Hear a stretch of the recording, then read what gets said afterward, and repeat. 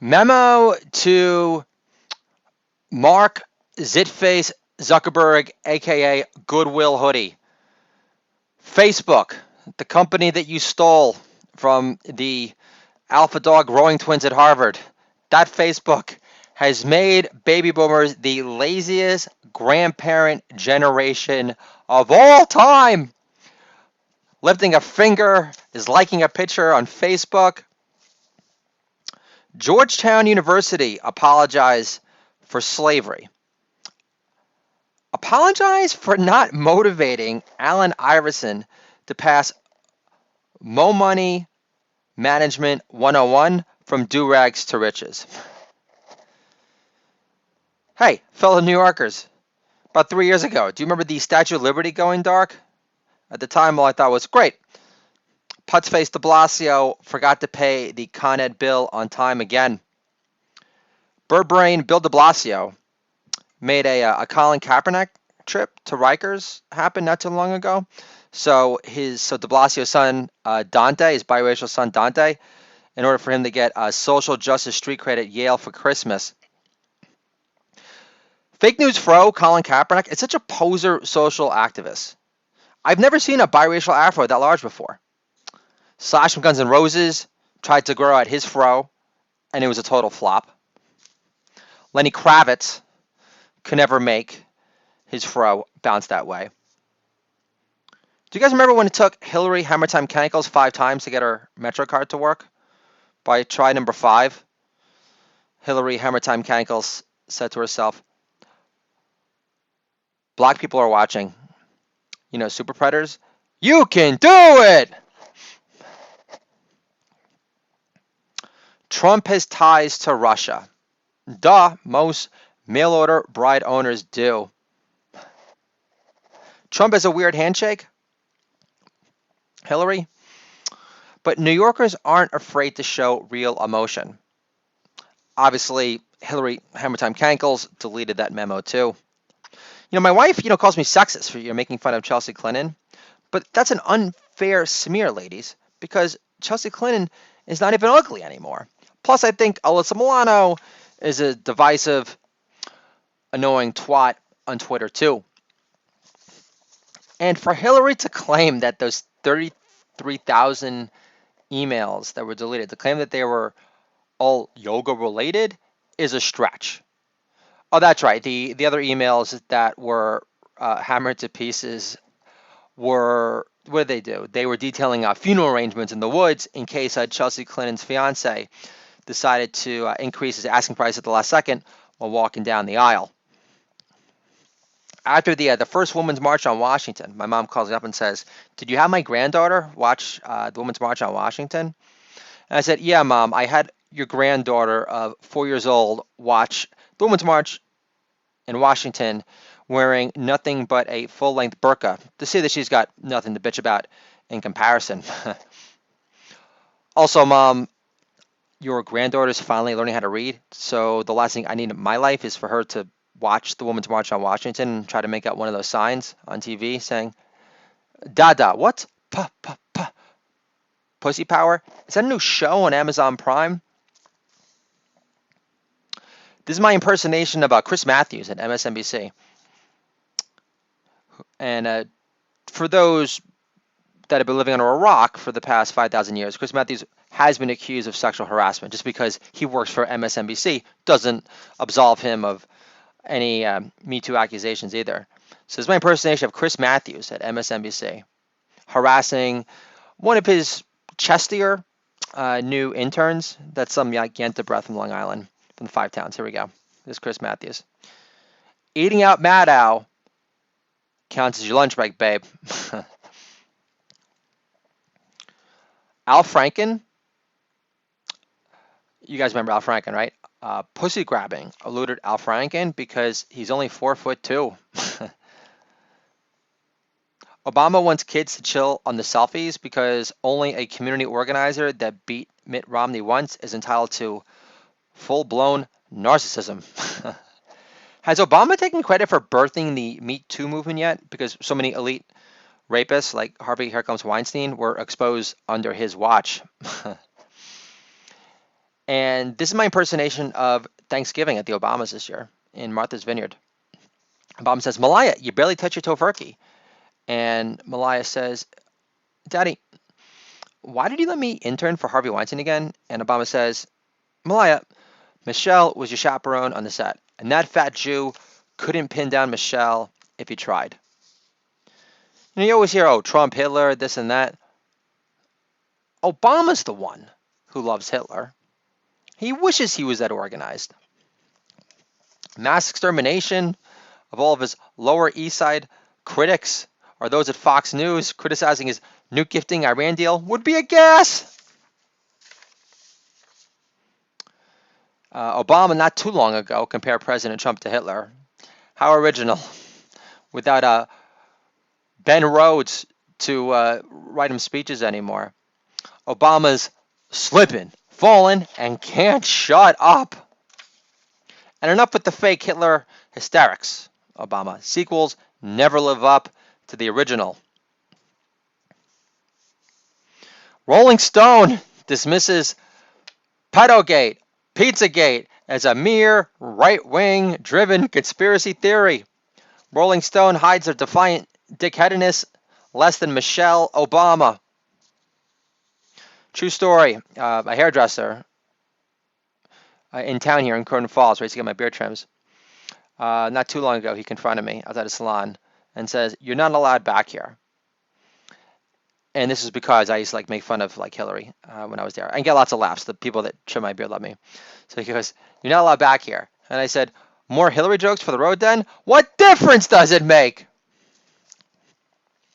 So, do you resistors still want to impeach Trump?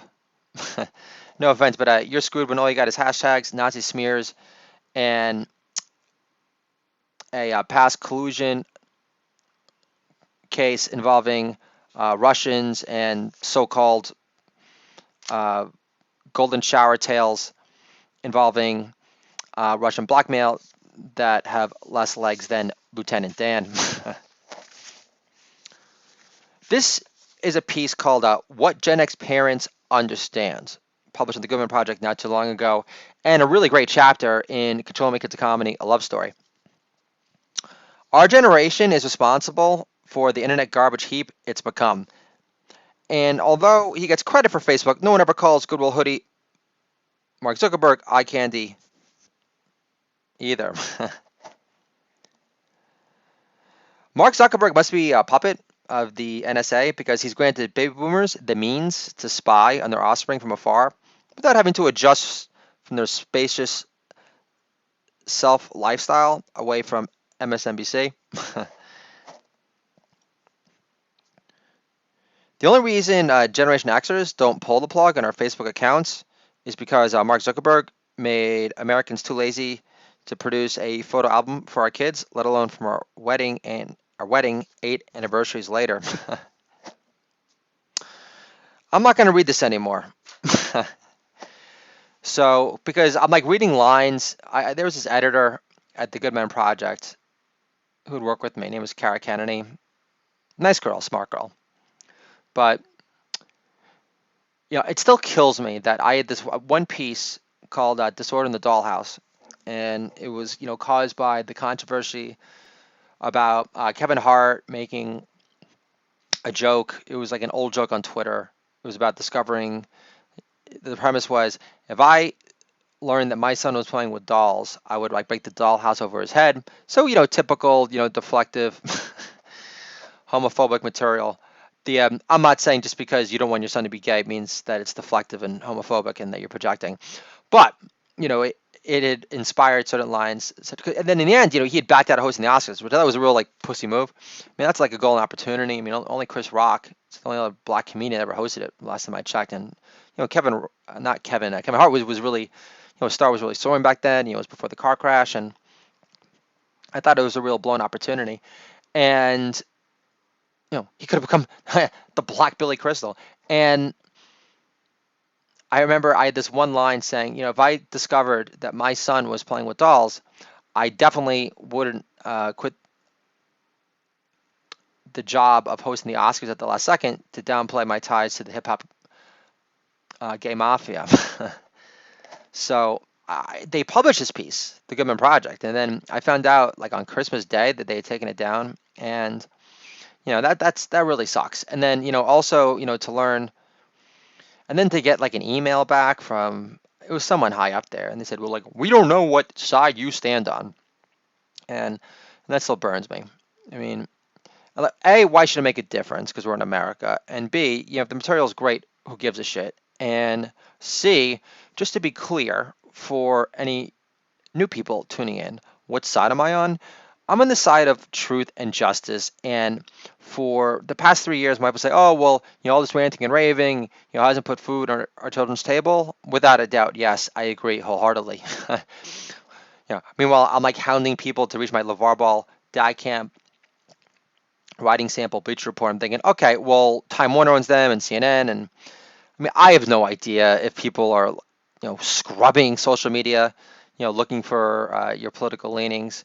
Because I don't mean to make excuses, but for being an unemployed comedian for 3 years in a row since I started this podcast. But the point being is that the side that I'm on is the side of my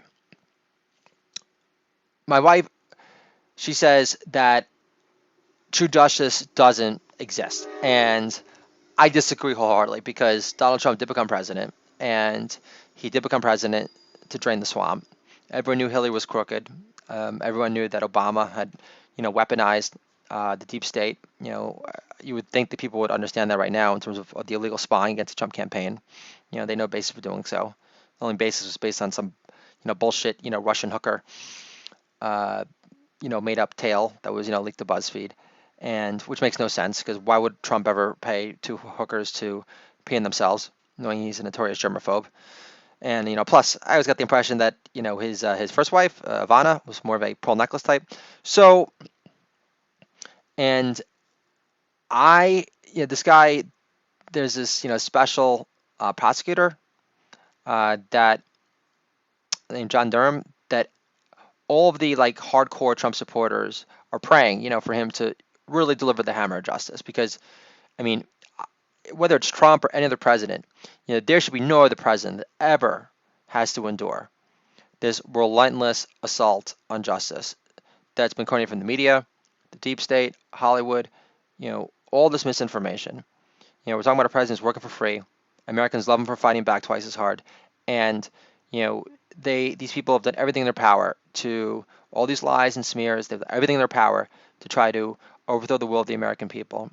And now you got China with the virus, and it's with Iran. It's unbelievable. I mean, I can't think of any other. There are very few other men that can handle this sort of pressure and constant assault on the truth. And the bottom line is that you have people that work for the FBI and the CIA that did everything in their power, and they're still doing this. They've done everything in their power to try to get rid of this president. They've harassed his family. They've made his life a living hell. Yet, I truly believe that all these Trump supporters will get the last laugh. So for now, do it old dad, this big-headed Jew over here, is doing Lent this year because I like to honor and celebrate the original Super Jew, being Jesus Christ. And part of that, part of my Lent experience is not reading any articles from Breitbart, not reading any articles at all from like the media, because right now I believe that true justice is in God's hands, and that in the end, William Barr and Durham are doing everything in their power to make sure that these deep state perpetrators will go to jail for trying to overthrow the will of the American people and get rid of our president by any means necessary.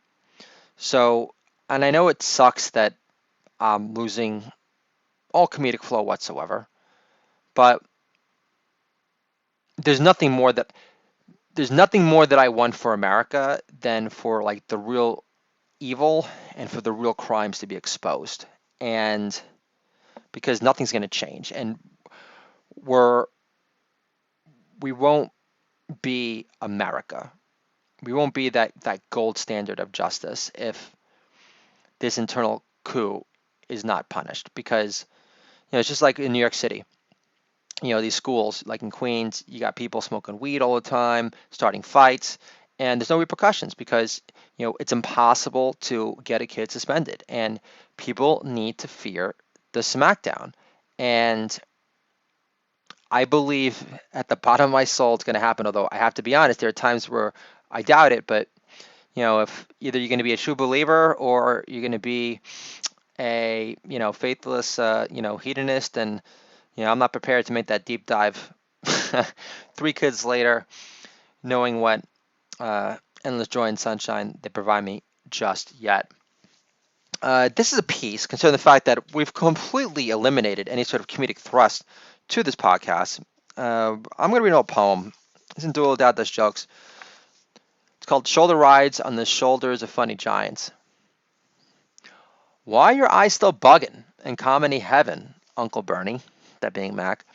I can understand why Kevin Hart would be surprised to get in here, but not you. Thanks for the shoulder ride, Uncle Red. That being Red Fox.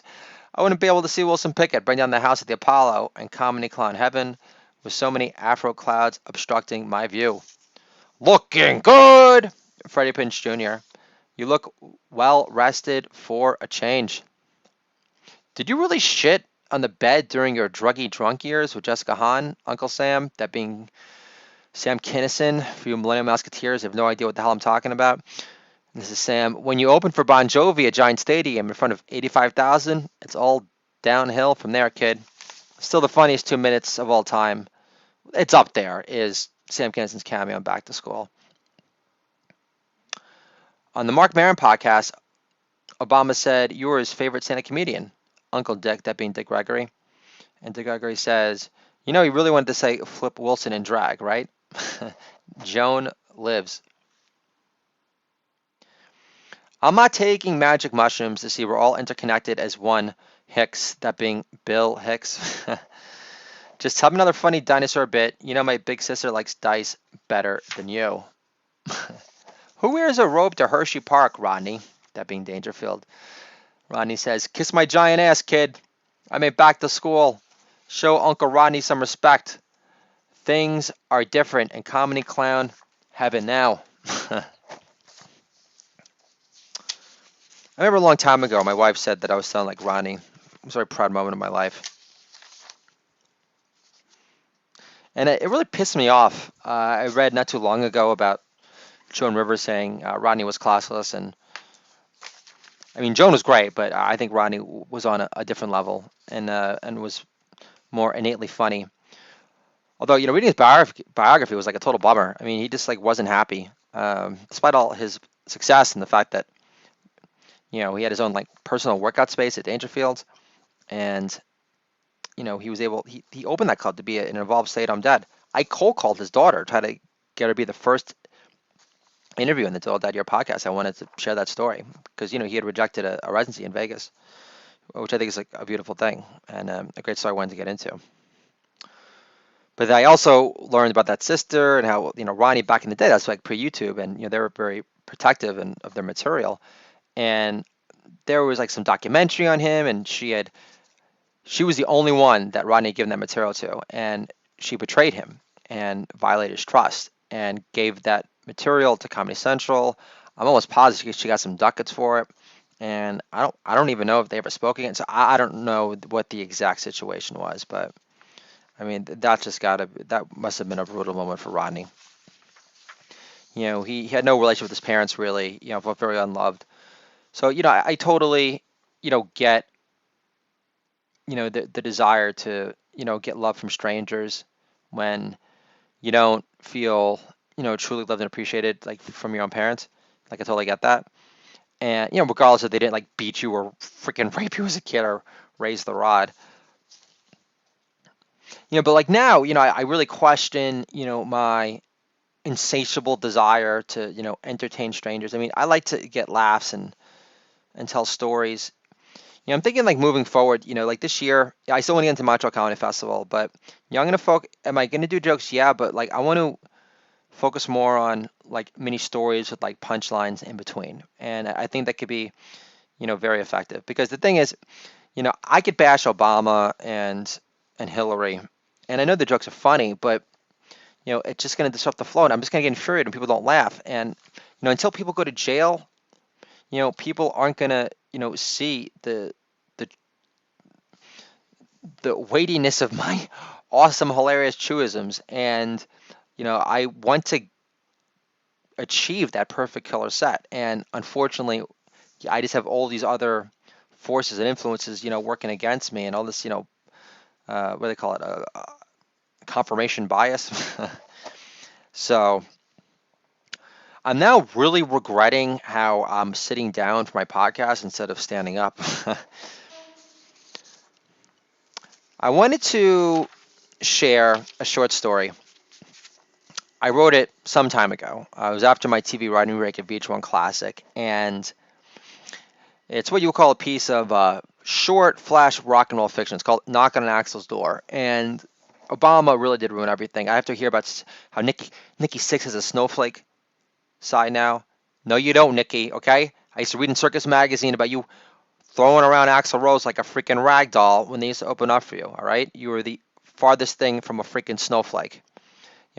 I mean, my entire life, none of these hair metal gods of mine, hair metal, pop metal, hard rock metal, if you want to obsess about the actual freaking vernacular, but the point being is that the likes of Nikki Sixx or Axl Rose, that's like now throwing his political opinions on freaking Twitter, posting a picture with like a hat saying "Make the White House Great Again." Are you kidding me, Axl? I mean, he did write the song "Civil War," which is an anti-war song. Meanwhile, last time I checked, President Trump is the most anti-war president we've had in my generation. You could lump Bill Clinton in there, but not really. Because if he was really anti-war, he'd say, "Hey, Hillary, attacking Libya, not the best idea in the world." And then Hillary's like, "Yeah, well, we want to create ISIS so they could rape and pillage and kill as many Christians in the Middle East as humanly possible." But again, so much for my desire and concentrated attempt to not do political material at all. All right, I'm making a promise to my audience, okay? Now, for those that have enjoyed political material over the years, that's great, fantastic, but you're not getting it anymore. I'm done. Not because I'm not getting money off of it, not because I'm being discriminated for job opportunities. My wife says, "Oh, well, you can't change people's minds." Well, I like to believe that I have been able to deliver enough freaking truth bombs on this podcast to at least make you reconsider your stances and to give credit where credit's due to our current president, Donald Trump. And at the very least, I appreciate the fact that Donald Trump has made ball busting great again. So this is a piece called Knocking on Axl's Door that was inspired by me finding out that Axl Rose had the goal to not attend the Rock and Roll Hall of Fame ceremony when Guns N' Roses was being inducted, and with his band of brothers.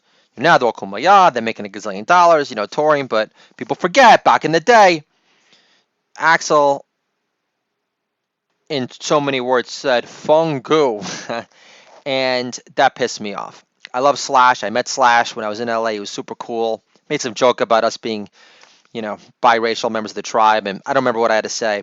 First, I said this like fancy place on like Studio City, this like brunch place I used to go to, and I went with my good friend, my dear friend Jay, and I said, "Is that Slash?" And I approached him, and he literally had like the Slash tattoo that said Slash, and the fro. Then people look like Slash, so he was a cool guy, and I got laughs out of him.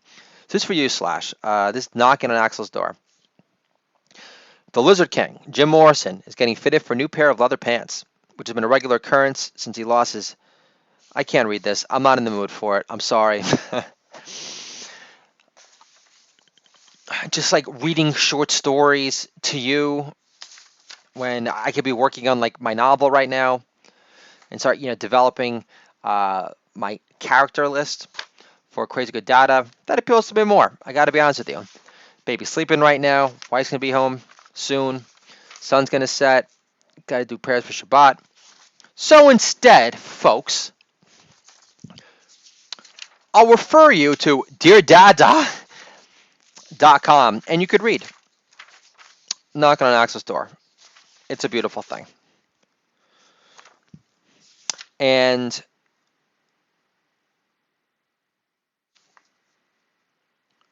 I want to make an announcement on this podcast, and that's this. Thank you, anyone that's ever listened, because you've made me a better comedian, a better writer, a better performer, a better American, better leader, better father. And, what have I been selling, on this podcast? Do it all dad pride, but, you have 3 kids, chasing that open mics, not so easy. And I'm just grateful for whoever invented the freaking internet. I want to thank that person for providing this platform, that allows me to, figure out who I am and to express my voice. And, I'm so glad.